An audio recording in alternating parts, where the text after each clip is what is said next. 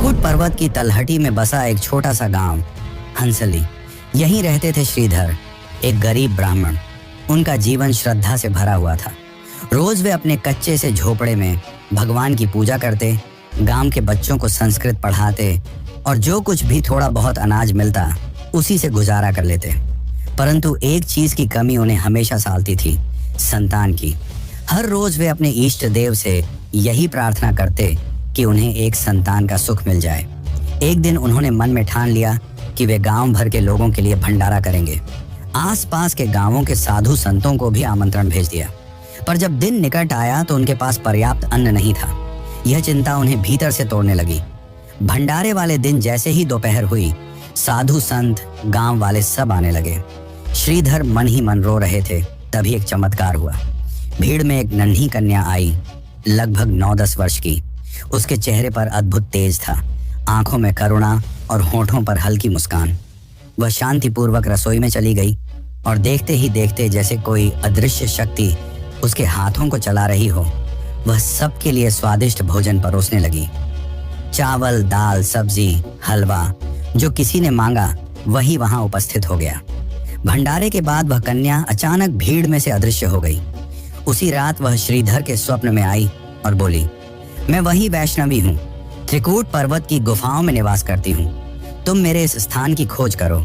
अगली सुबह श्रीधर गुफाओं की खोज में निकले और अंततः त्रिकूट पर्वत की उस पवित्र गुफा तक पहुंचे जहां आज माता वैष्णो देवी का भवन स्थित है। पर उसी समय एक और कथा आकार ले रही थी, जो इस पूरी गाथा को नया मोड़ देने वाली थी। भंडारे में शामिल साधु गोरखनाथ भी आए थे, उनके साथ उनका शिष्य भैरवनाथ भी। भैरव एक बलवान, अहंकारी और सिद्धियों के लोभी युवक थे। जब उन्होंने उस कन्या वैष्णवी को देखा तो उनके मन में मोह और अहंकार जाग उठा।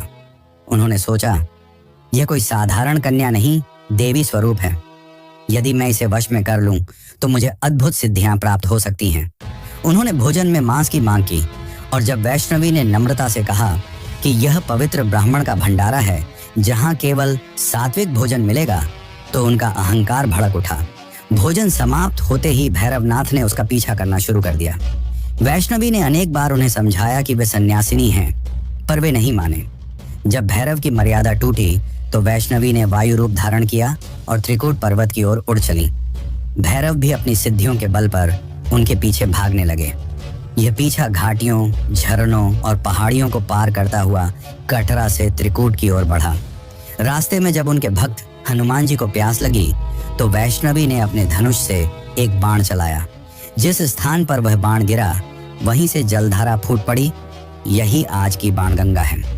आज भी कहा जाता है कि इस जल में स्नान करने से सारे पाप धुल जाते हैं और आत्मा शुद्ध हो जाती है। बाणगंगा पार करने के बाद वैष्णवी त्रिकूट की तलहटी पर स्थित एक संकरी गुफा में पहुंची।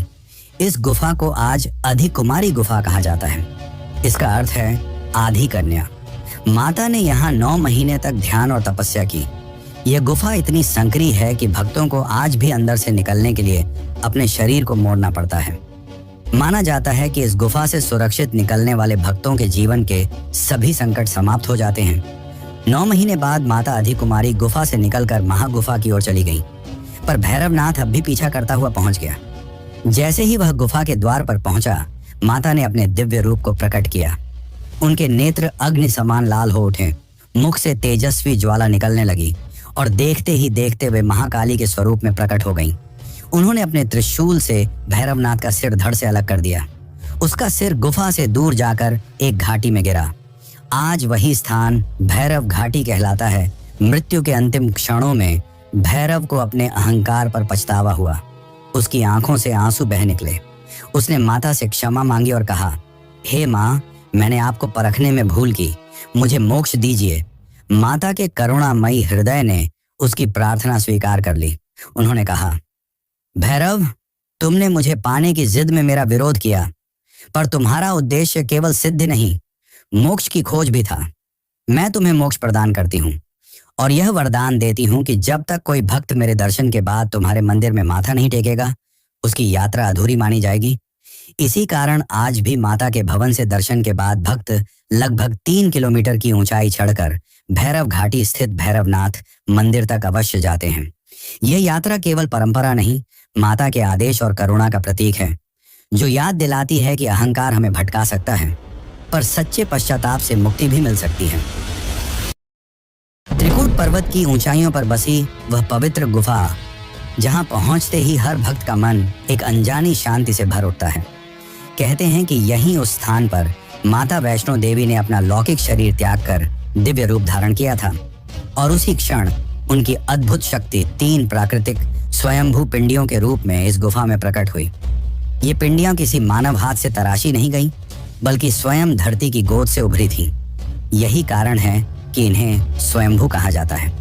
गुफा के भीतर प्रवेश करते ही सबसे पहले बाईं ओर महाकाली की पिंडी दिखाई देती है, काली रंग की, गहनतम अंधकार जैसी। वे तमोगुण की अधिष्ठात्री हैं, विनाश की शक्ति जो हर बुराई को जड़ से मिटा देती है। बीच में महालक्ष्मी की पिंडी है, उज्ज्वल, आभामय और लालिमा लिए हुए। वे रजोगुण की प्रतिनिधि हैं, धन, वैभव और समृद्धि की देवी। और दाईं ओर महासरस्वती की पिंडी है, हल्की पीली आभा वाली, शीतल और शांत। वे सतोगुण की देवी हैं, ज्ञान, सृजन और विद्या की अधिष्ठात्री। तीनों पिंडियां किसी मूर्तिकार की रचना नहीं, बल्कि दिव्यता की जीवित प्रतीक मानी जाती हैं। कहा जाता है कि इनके दर्शन मात्र से भक्त के भीतर तीनों गुण, शक्ति, समृद्धि और ज्ञान का संतुलन जागृत हो जाता है। इन पवित्र पिंडियों तक पहुंचने का मार्ग भी अपने आप में एक तपस्या है। हर साल लाखों श्रद्धालु जम्मू से कटरा पहुंचते हैं और वहां से आरंभ करते हैं 13 से 14 किलोमीटर लंबी कठिन लेकिन रोमांचक पदयात्रा। शुरुआत होती है बाण गंगा से, वही स्थान जहां माता ने अपने धनुष से तीर चलाकर प्यासे हनुमान जी के लिए जलधारा प्रवाहित की थी। यह धारा आज भी अविरल बह रही है, चाहे गर्मी हो, सर्दी या बारिश। यहीं श्रद्धालु स्नान करके यात्रा का आरंभ करते हैं। बाण गंगा से कुछ दूरी पर आता है चरण पादुका, वह पवित्र शिला जिस पर आज भी माता के चरणों के निशान अंकित हैं। कहते हैं यहीं उन्होंने थोड़ी देर विश्राम किया था। श्रद्धालु इस स्थान पर माथा टेक कर आशीर्वाद लेते हैं और फिर आगे की कठिन चढ़ाई शुरू करते हैं। पहाड़ की संकरी पगडंडियों से गुजरते हुए यात्री पहुंचते हैं अधिकुमारी गुफा, वही गुफा जहां माता ने 9 महीने तक ध्यान और तपस्या की थी, और जिसे पार करते समय भक्तों को आज भी अपने शरीर को मोड़कर जाना पड़ता है। अधिकुमारी से आगे चढ़ाई और कठिन हो जाती है, पर जय माता दी के उद्घोष से हर कदम में नई ऊर्जा भर जाती है। रास्ते में संजी छत नामक स्थान आता है, जहां से भवन की पहली झलक दिखाई देती है, और फिर पहुंचते हैं मुख्य गुफा भवन तक, जहां तीनों स्वयंभू पिंडियों का दर्शन होता है। पर यात्रा यहीं समाप्त नहीं होती। दर्शन के बाद भक्त लगभग 3 किलोमीटर और ऊपर चढ़कर भैरव घाटी तक जाते हैं, क्योंकि माता ने भैरवनाथ को वचन दिया था कि उनके दर्शन तभी पूर्ण माने जाएंगे जब भक्त भैरव मंदिर भी जाए। यह गुफा सदियों तक घने जंगलों और पहाड़ियों के बीच छुपी रही थी। लगभग 700 साल पहले श्रीधर ब्राह्मण ने माता के संकेत पर इस गुफा की खोज की थी। उसी क्षण से यह स्थान तीर्थ बन गया। समय के साथ जब डोगरा राजाओं का शासन आया तो उन्होंने इस मंदिर का विस्तार और पुनर्निर्माण कराया।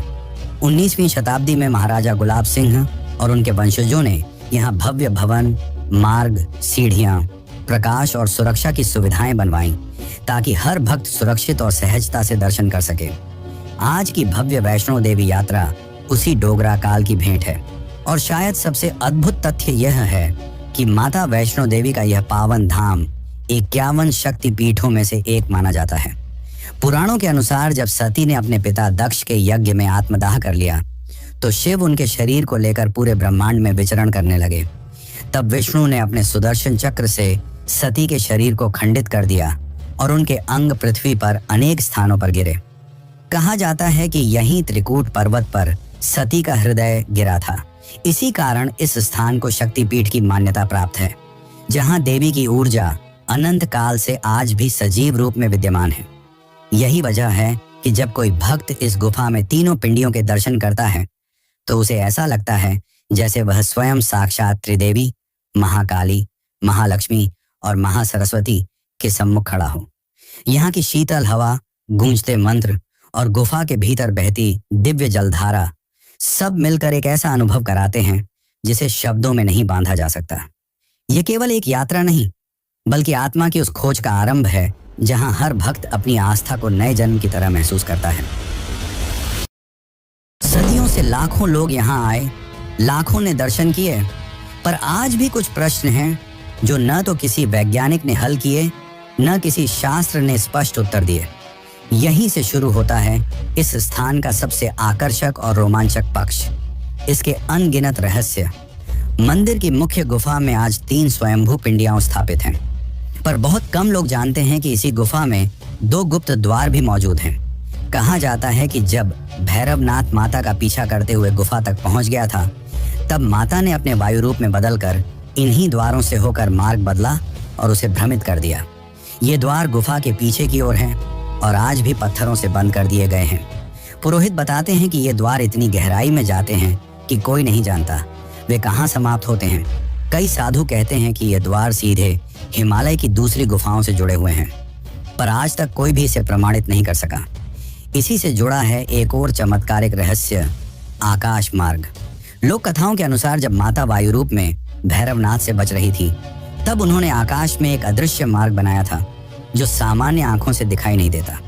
आज भी कुछ साधु संत दावा करते हैं कि कभी कभी रात्रि के समय भवन के ऊपर आकाश में एक चमकदार रेखा सी आकृति दिखाई देती है, मानो कोई अदृश्य मार्ग क्षण भर को प्रकाशित होता हो।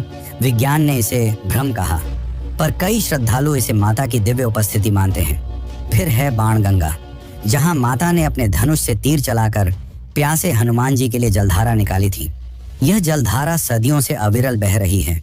गर्मियों की भीषण धूप, सर्दियों की बर्फबारी और मानसून की प्रचंड वर्षा, कुछ भी इस धारा को रोक नहीं पाता। यहाँ तक कि गुफा के भीतर भी एक शीतल जलधारा लगातार बहती रहती है जो कभी नहीं सूखती। वैज्ञानिकों ने कई बार इस जल के स्रोत को खोजने का प्रयास किया, पर कोई भी यह नहीं बता सका कि यह जल किस पर्वतीय मार्ग से आता है। यही कारण है कि भक्त इसे किसी भूगर्भीय प्रक्रिया नहीं, बल्कि माता की कृपा मानते हैं। इसी यात्रा मार्ग पर एक और अद्भुत स्थान है, चांदनी गुफा। ये एक छोटी सी प्राकृतिक गुफा है, जहां रात होते ही बिना किसी दीपक या विद्युत प्रकाश के भीतर एक हल्की चांदनी जैसी रोशनी फैल जाती है। गुफा की ओर जाते हुए मार्ग पर नवग्रह मंदिर भी आता है। कहा जाता है कि इस स्थान पर 9 ग्रहों की शक्तियों को शांत करने के लिए विशेष मंत्रों का उच्चारण किया जाता है।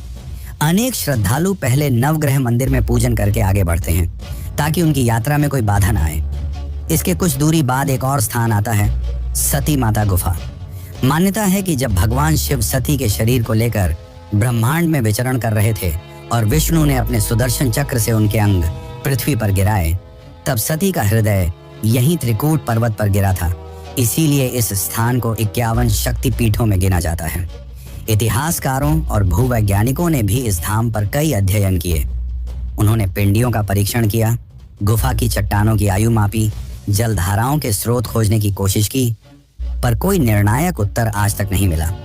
न तो कोई बता पाया कि ये तीनों पिंडियां एक ही चट्टान से किस प्रकार स्वतः उभरी, न ही यह कि इन जलधाराओं का स्रोत आखिर कहाँ है। यही अनुत्तरित प्रश्न इस धाम को और भी रहस्यमयी बना देते हैं। यही कारण है कि माता वैष्णो देवी की यात्रा सिर्फ एक धार्मिक अनुभव नहीं मानी जाती। तो चलिए अब हम जानते हैं कि आप कैसे यहाँ जा सकते हैं। हर साल लाखों लोग जब माता वैष्णो देवी का बुलावा पाते हैं, तो उनकी यात्रा शुरू होती है जम्मू जिले के एक छोटे से कस्बे कटरा से। यहीं से आरंभ होती है वह 13 से 14 किलोमीटर लंबी, रोमांचक और भावनाओं से भरी चढ़ाई, जिसे श्रद्धालु मां के दरबार की चढ़ाई कहते हैं। कटरा से निकलते ही पहला पड़ाव आता है बाणगंगा। यहाँ श्रद्धालु स्नान करके अपने मन और शरीर को शुद्ध करते हैं, क्योंकि माना जाता है कि इस जल में स्नान कर लेने से सारी नकारात्मक ऊर्जा पीछे छूट जाती है। बाणगंगा से लगभग 2.5 किलोमीटर ऊपर है चरण पादुका।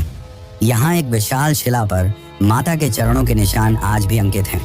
भक्त यहाँ माथा टेक कर आशीर्वाद लेते हैं और आगे की चढ़ाई शुरू करते हैं।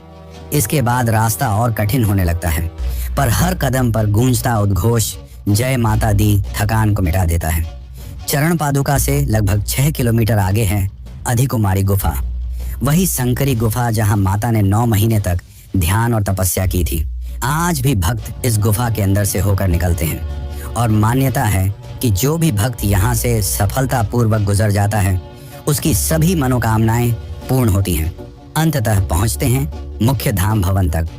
त्रिकूट पर्वत की गोद में बसी वह दिव्य गुफा, जहां माता आज भी 3 स्वयंभू पिंडियों महाकाली, महालक्ष्मी और महासरस्वती के रूप में विराजमान है। भवन के अंदर प्रवेश से पहले सुरक्षा जांच होती है और हर भक्त को यात्रा स्लिप और RFID यंत्र पहनना अनिवार्य होता है। यह आधुनिक व्यवस्था हर श्रद्धालु की लोकेशन और समय को ट्रैक करती है, जिससे भीड़ भाड़ में भी सुरक्षा बनी रहती है। आज की यात्रा अब केवल पैदल ही नहीं होती।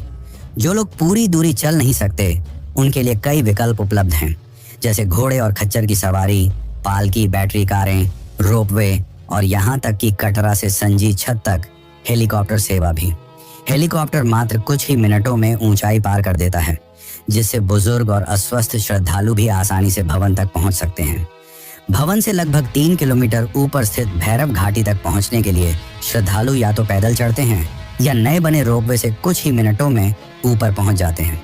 मां वैष्णो देवी का दरबार केवल एक धार्मिक स्थल नहीं, बल्कि पर्वों और उत्सवों का भी केंद्र है। नवरात्र के 9 दिनों में यहाँ पूरे पर्वत को रोशनी से सजाया जाता है, भव्य झांकियां निकाली जाती हैं और दिन रात भजन कीर्तन चलता रहता है। रामनवमी, दीपावली और महाशिवरात्रि के अवसर पर भी यहाँ विशेष पूजन, रात्रि जागरण और मंत्रोच्चार के आयोजन होते हैं, जिनमें देश विदेश से लाखों श्रद्धालु सम्मिलित होते हैं। जब कोई श्रद्धालु माता वैष्णो देवी की कठिन चढ़ाई पूरी कर गुफा में तीनों पिंडियों के दर्शन करता है, तो वह केवल एक मंदिर नहीं देखता, वह एक अदृश्य शक्ति को महसूस करता है, जो उसके मन, शरीर और आत्मा को छू जाती है। यहाँ आने वाला हर यात्री अपने भीतर एक नया विश्वास लेकर लौटता है कि चाहे जीवन में कितनी भी अंधकार हो, एक दिव्य ज्योति हमेशा उसका मार्ग आलोकित करती रहेगी। यही ज्योति है माता वैष्णो देवी की करुणा, जो हर युग, हर काल में अपने भक्तों की रक्षा करती आ रही है और करती रहेंगी। जय माता दी।